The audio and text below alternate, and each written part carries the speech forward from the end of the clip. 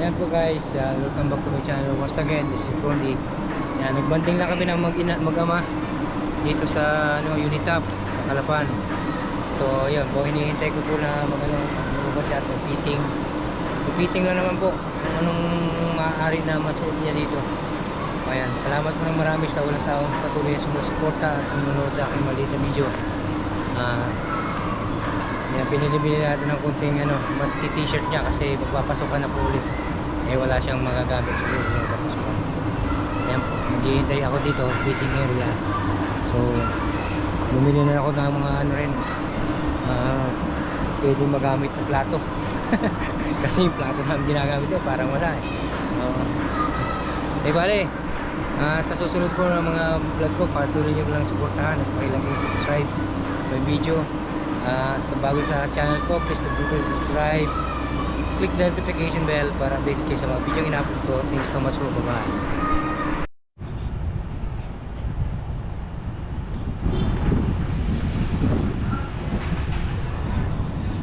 Dito tayo sa Unitap.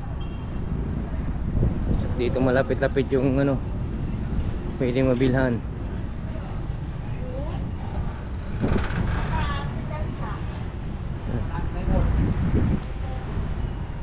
Tingnan natin kung saan tayo lalabas dito.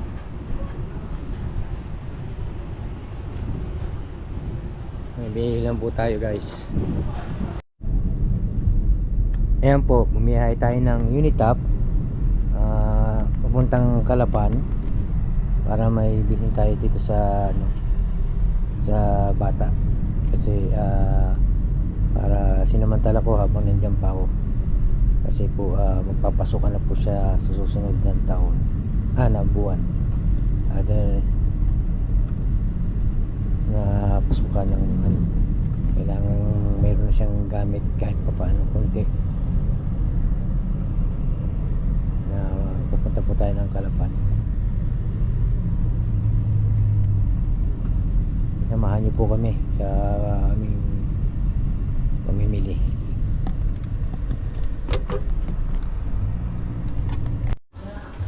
Itong ganito, meron ka pa anak?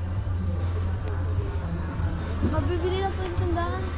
Hindi, dito na tayo mamili. Nandito na tayo ay. Pumuntahin po kasi naman yan. Sigurado ka? Ito, kulong. Ako kasi kulong. Vlog. Kaya po pakita dyan. Yan ako.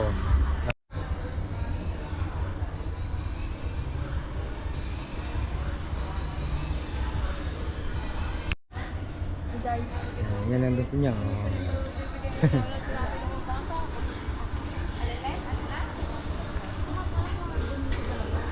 Ha?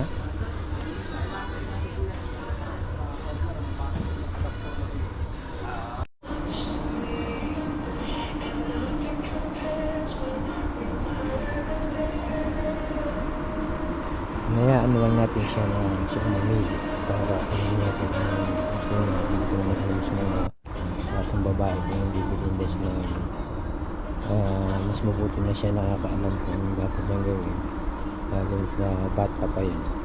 So kung ano yung type niya hindi na tinutukan. Dito tayo ngayon sa Unitap. Tingin-tingin ang maaari sa anak gamit. Kahit pa paano meron siyang masuot na pang uniform para sa susunod na pasukan. Nag-repeating lang siya. Repeating. Kasi wala siyang t-shirt na pwedeng masuot ng t-shirt. Alam ko ba ang bibigyan ko. Aking anak. Kung anong maaari, ipit-ipit na ganyan. Siyempre, na siya, mag-high school na, kailangan niya ng mga pang-ipit-ipit. Umili na lang siya. Kasi mahirap kasi yung hindi natin alam yung kung saan natin yung natin. Siyempre, alam kung tayo mamimili, hindi naman natin alam yan. Mamili na lang siya kung anong niya. Dito pala marami rin yung mga doon, meron na rin. Papalagay kaya ako ng bato. Saan siya pwede mag-fit? Sa kabila? Wala dyan? Ay, palalaki doon ka sa kabila. Doon ka mag-fit.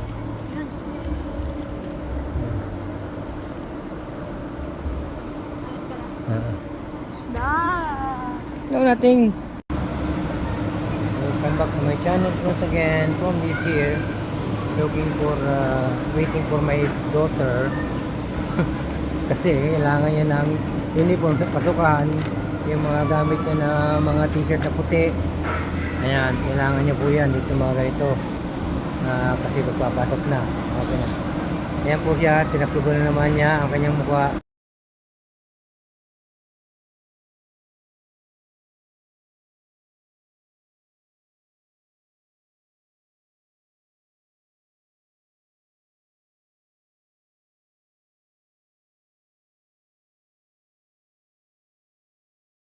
Ayan po, bumibiyaya na tayo sa Nautical Highway. Pauwi na po tayo sa bahay. Naipamili na natin yung bata ng kanyang mga dapat bilhin. At yun naman hindi pa kumpleto. Kaya lang, siyempre, para po maisaayos yung kanyang mga susunod na pasukan. Kaya, binili na po natin siya po pinaghawak natin ng camera. Binili na po natin siya ng kanyang sariling gamit na magagamit ka rin niya in the future. Yung mga lalo na mga sisitis ba niya mga bata ng mga kababaihan ganyan. Yan, salamat po ng marami sa walang sawang sumusuporta at patuloy sumusuporta sa akin maliit na video na to. Yan po, nandito na po tayo sa bahay. Kakabit o kinuha natin yung cable doon, yung dating namin cable. Hinilipan sa kabila. Nga tayo nga ng sandali. Tayo sa bahay. Dito tayo sa terrace sa baba. Dito na tayo na pahiga. Hinihintay natin matapos kasi.